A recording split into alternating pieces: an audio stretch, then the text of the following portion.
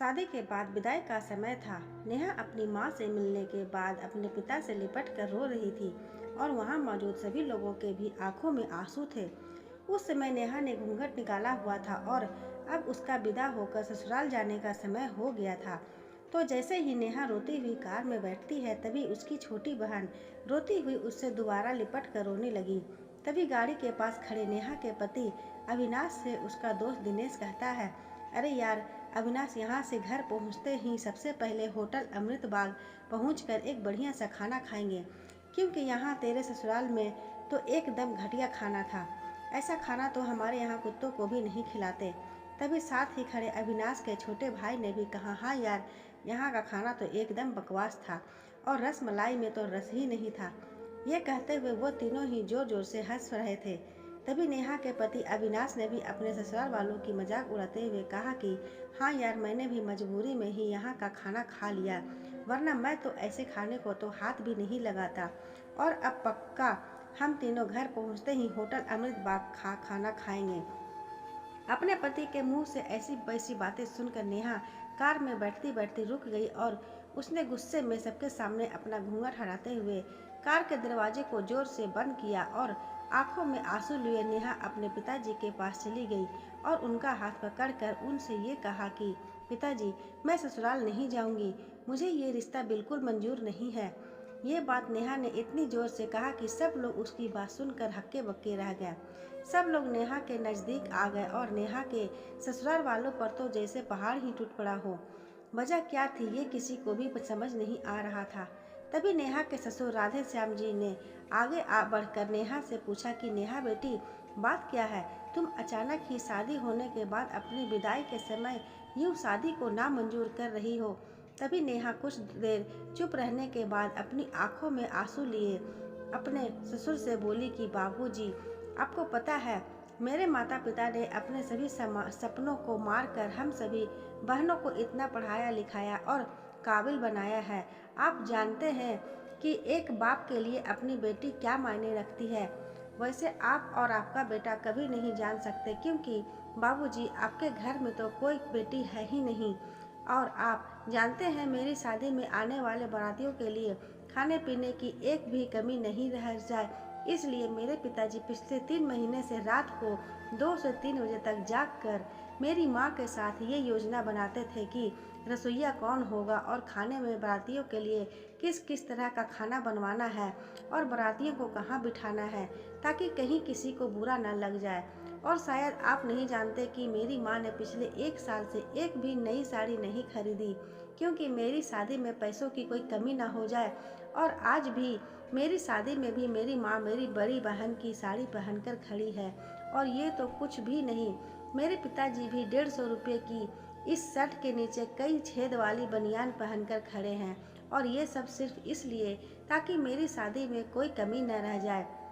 लेकिन इतनी मेहनत करने के बावजूद भी आज इस शादी में आपके बेटे को रोटियां ठंडी लगी, उसके दोस्त को पनीर बकवास लगा और मेरे देवर जी को रसमलाई में तो रस भी नहीं मिला। और तो और मेरे पति अविनाश जी तो कह रहे थे कि वो तो ऐसे खाने को हाथ भी नहीं लगाते, बस उन्होंने तो मजबूरी में ही ये खाना खा लिया।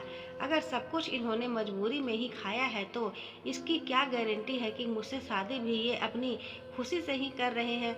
कल को अविनाश जी ये भी कह सकते हैं कि मुझसे भी इन्होंने मजबूरी में ही शादी की है। और नेहा रोते हुए अपने ससुर से ये सब भी कह रही थी, जिस माता पिता ने मेरी शादी में दिन देखा न रात, बस शादी की तैयारियों में लगे रहे, उन माता पिता पर आज आपके बेटे और उनके दोस्त यूं जोर जोर से हंस रहे हैं और उनकी इतनी बेइज्जती कर रहे हैं। क्या आपके घर में माता पिता की इतनी ही इज्जत होती है? तभी नेहा के ससुर ने कहा कि बेटी, इतनी छोटी सी बात पर तुम इतना नाराज हो गई। तो नेहा ने अपने ससुर की बात को काटते हुए कहा कि बापूजी, ये कोई छोटी सी बात नहीं है। अगर शादी के बाद मैं भी आपकी इज्जत ना करूं तो आपको कैसा लगेगा? ये सुनते ही नेहा के ससुर ने शर्म के मारे अपनी आंखें नीची कर ली। तभी नेहा ने कहा, लेकिन बाबूजी, आप चिंता न करिए, हमारे अंदर हमारे अच्छे माता पिता के संस्कार हैं। किसी की बेइज्जती करना ये सब हमारे माता पिता ने हमें कभी सिखाया ही नहीं है। ये सुनते ही नेहा के पिताजी दयाशंकर जी ने आंखों में आंसू लिए अपनी बेटी को गले से लगा लिया और उससे कहा कि बेटी, मुझे गर्व है कि तू मेरी बेटी है और अब तू शांत हो जा बेटी। तुझे मेरी कसम, तू इन्हें माफ़ कर दे और खुशी खुशी अपने ससुराल चली जा।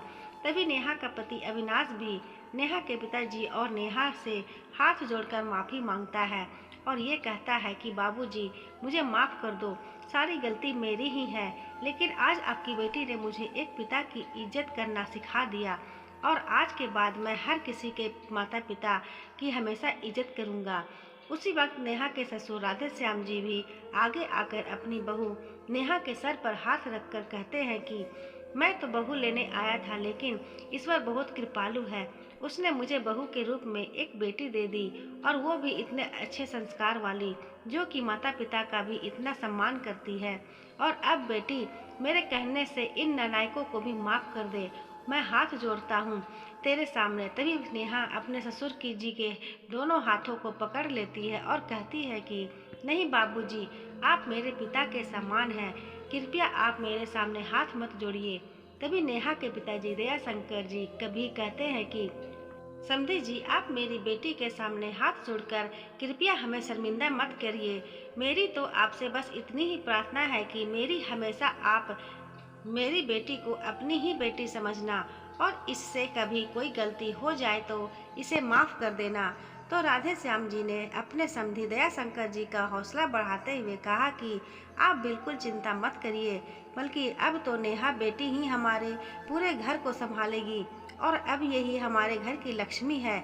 ये सुनकर नेहा के पिताजी बहुत खुश हो जाते हैं और अपनी बेटी को खुशी खुशी विदा कर देते हैं और नेहा खुशी खुशी अपने ससुराल रवाना हो गई थी और अपने पीछे छोड़ गई थी आंसुओं से भीगी हुई अपनी माँ और पिताजी की आंखें और अपने पिता का वह आंगन, जिस आंगन में कल तक वह खूब हंसती और खेलती थी।